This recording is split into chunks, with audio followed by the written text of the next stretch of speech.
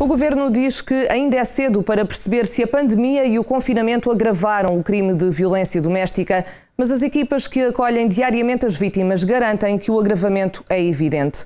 Na reportagem especial desta semana, além do trabalho das forças de segurança, conhecemos a história de uma jovem vítima que tem vivido momentos de terror durante estes meses. O país vivia dias estranhos. Estávamos em plena pandemia e a dada altura era decretado o estado de emergência. O apelo era para ficar em casa de forma a travar a propagação do vírus SARS-CoV-2.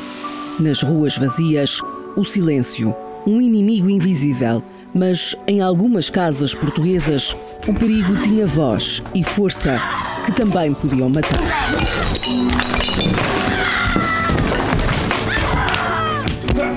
Ele queria a toda a força que eu fosse trabalhar, mas eu não conseguia. Eu dava 2 passos e ficava cansada, mesmo para fazer as minhas coisas em casa. Eu não conseguia. Ele chegou-me a pôr uma faca no pescoço mesmo. Ele disse-me, vais trabalhar, senão mato-te. E por aí fora. Foi muito complicado. Mariana, nome fictício, não dá a cara por medo. Conta o pesadelo que viveu ao longo dos últimos 2 meses que foi obrigada a ficar em casa. Teve suspeitas de Covid-19, fez 7 testes, todos negativos.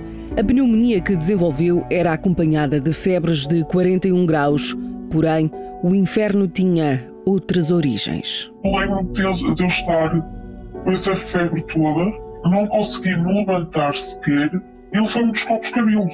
Arrastado. A doença roubou a vida de muitos portugueses, mas também provocou danos colaterais para lá da saúde, não Covid. A tenra vida de Mariana quase foi destruída.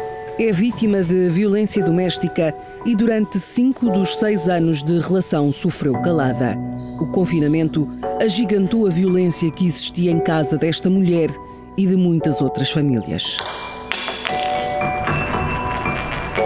O número de vítimas que recebemos nestes últimos 7 meses indica-nos que realmente são demais, são muitas. Pelo o contributo que as próprias vítimas nos dão, muitas delas também acabaram por dizer a saturação de estarem todos na mesma casa, pais, filhos, também saturam um bocadinho e dá origem a muitas desavenças que tenham ocorrido. Dentro da maior bolha de justiça do país, no campus de Lisboa, está o recém-inaugurado Centro de Resposta Integrada de Apoio à Vítima da PSP. O chefe Carlos Rodrigues é o responsável por um espaço que foi, por um acaso, inaugurado em março, no início da pandemia. A Covid-19 veio reforçar a necessidade de mais uma resposta às vítimas.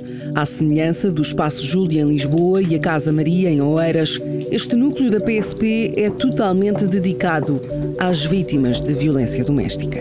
É uma estrutura que, conforme a lei diz, que devem preferencialmente estar junto do DIAP, para além da PSP, trabalhar 24 horas por dia. Pode-se socorrer também de outras entidades, portanto toda esta resposta integrada vai no sentido de proteger a vítima e encaminhá-la o melhor possível. Verónica é uma das assistentes sociais que faz o apoio à vítima. Está inserida numa equipa com escalas de 24 horas.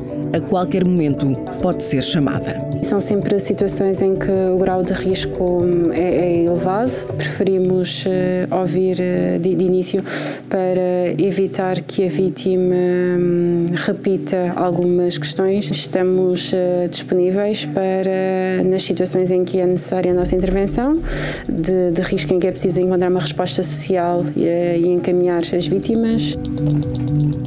A pandemia obrigou o mundo inteiro a adaptar-se à nova realidade. Quem tem a missão de acompanhar estas vítimas e de combater o flagelo da violência doméstica teve de procurar soluções. Os militares que estão ligados à área de investigação criminal contactaram com as vítimas por telefone ou por e-mail, eventualmente em algumas situações através das redes sociais, e conseguiram manter sempre o contacto próximo e monitorizar a situação. Eventualmente já existisse alguma queixa de violência doméstica apresentada antes do confinamento, conseguiram monitorizar o grau de risco e manter o contacto efetivo com as vítimas. A forma de dar a mão às vítimas regenerou-se. Todas as forças de segurança e entidades com competências nesta matéria trabalharam para, em conjunto, lançar em tempo de pandemia uma aplicação que é uma espécie de um todo em um. Além dos conselhos da informação sobre o que é a violência doméstica, a aplicação Bright Sky pode ser utilizada com discrição para não comprometer a segurança das vítimas perante a presença de agressores. De um momento para o outro, pode camuflar-se na forma de uma aplicação sobre o estado do tempo. Nela estão igualmente disponíveis todos os meios para realizar queixas, anónimas ou não, para pedir ajuda urgente, com possibilidade de envio de localização.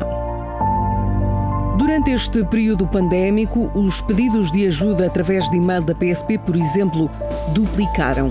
Ao todo, a instituição registrou até 30 de setembro uma média de 40 queixas por dia. Os dados absolutos do Governo, que incluem ocorrências da PSP e da GNR, de julho a setembro, registrou um ligeiro aumento de 1,12% em relação ao ano passado. Apenas mais 91 queixas do que em 2019. Ainda assim, números que contrastam com o que foi sentido no terreno. Não paramos sim a vários níveis e daquilo que eu sinto são casos que já existiam, que intensificaram bastante. Se não houve mais rima, pelo menos houve algo que despoltou realmente as pessoas apresentassem a denúncia por violência doméstica. 2019, dos últimos 10 anos, foi o ano que teve um maior número de registros. O ano 2020 encontra-se em muito semelhante aos dados de 2019. Em 2019 tinham sido registados mais de 30 mil crimes e 35 as vítimas mortais. Este ano são para já 20 as mortes provocadas por companheiros, ex ou familiares próximos. O ano ainda não chegou ao fim e a pandemia ainda anda por cá. Em junho, já o país desconfinava. Na vida de Mariana ganhava-se outro tipo de liberdade. Estava prestes a libertar-se do agressor. A jovem preparava-se para ir jantar com colegas de trabalho quando se deu o clique. Nós passamos e ele passou por nós. E pronto, ia com a manta ao lado. Aos beijos e assim, aquilo foi um choque para mim. Algumas delas sabiam, porque muitas vezes eu chegava marcado ao trabalho, chegava com pisaduras, chegava com os lábios arrebentados e elas incentivaram-me e eu tomei a decisão. Elas ajudaram-me. Se calhar se não fossem elas, eu não sei. Mariana já tinha confrontado o marido com as traições, já tinha tentado pedir ajuda. Acabava sempre espancada.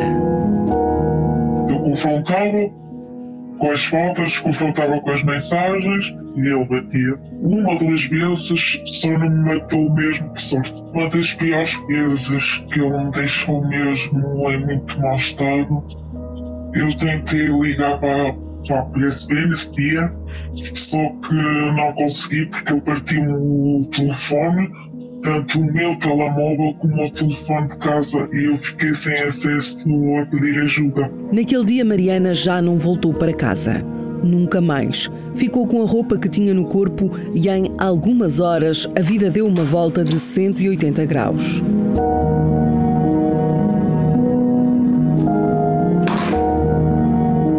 Logo nesse dia, à noite, tive uma colega que ligou para a polícia a pedir ajuda para aquele dia que ia sair de casa. Saí de casa, eu fui fazer queixa de ele, fui à parte pedir ajuda. Entretanto, fui para uma casa-abrigo, onde fui considerada de alto risco. Estive lá um mês e tal. Tal como Mariana, outras tantas vítimas têm neste primeiro passo o derradeiro choque com a realidade. Estão, de facto, perante um crime. Todos os pormenores contam na primeira conversa e na explanação dos acontecimentos às autoridades. O grau de risco é avaliado pelas forças de segurança. A primeira preocupação que nós temos quando a vítima chega à estrutura de atendimento é realmente estabilizar a vítima, porque muitas vêm alteradas, vêm descompensadas, vêm chorosas, nem sequer são capazes de iniciar uma conversa. A partir daí a gente olha o máximo de informação possível para arriar para o processo, mediante a avaliação de risco que é feita, são uma série de questões que são postas à vítima, consoante o resultado, o tratamento e o encaminhamento da vítima será diferente e do próprio processo. As vítimas irão ser depois reavaliadas mediante o grau de risco, portanto, sendo no baixo até 60 dias serão reavaliadas, no médio até 30 dias e no elevado ao fim de 7 dias tem que ser reavaliado. Uma espécie de inquérito pro forma para todas as vítimas, em que todos os detalhes contam. No interior, muitos agressores ou são caçadores ou têm fácil acesso a armas de fogo, mas não significa que materializam essa intenção de utilizar esse instrumento ou essa arma como ameaça à vítima. Então o militar, quando faz a avaliação de risco, tem que ter muito bem essa noção definida. Que meio é que ele utilizou para ameaçar a vítima? Se foi uma ameaça por meio de uma arma de fogo e que ele tem efetivamente fácil acesso, terá que ser tido em conta e será considerado como risco muito elevado. Ainda assim, um método que os profissionais dizem carecer de uma reforma. Uma desatualização que pode, em alguns casos, fazer a diferença nas respostas dadas. Aqui no RIAV, que trabalha maioritariamente com a Zona Norte e Zona Oriental de Lisboa, o recurso a centros de acolhimento temporários, nomeadamente alojamentos locais, também acontece. Uma resposta que, segundo uma análise recente do Instituto Europeu para a Igualdade de Género, revela a falta de fundos e a falta de um plano do sistema, um pouco por todo o velho continente. Quem está no terreno combate essas falhas diariamente e não descansa até encontrar soluções, sejam elas quais forem. Tem que ser, temos que trabalhar, é um trabalho árduo, não podemos saber que a pessoa pode correr perigo e risco de vida e enviá-la para o sítio onde ela está em risco. Tão importante como a segurança dela, há um conjunto de fatores também que têm que ser trabalhados para erradicar. Há um ciclo, não é, da violência doméstica, é esse ciclo que se torna perigoso. A história de Mariana comprova-o. Voltou a pedir desculpa, eu voltei a desculpar. Ele dizia que ia mudar, mas que agora desta vez era mesmo a sério, que ia mudar, mas também não mudou. Fugiu da cidade em que vivia para escapar ao alcance do agressor.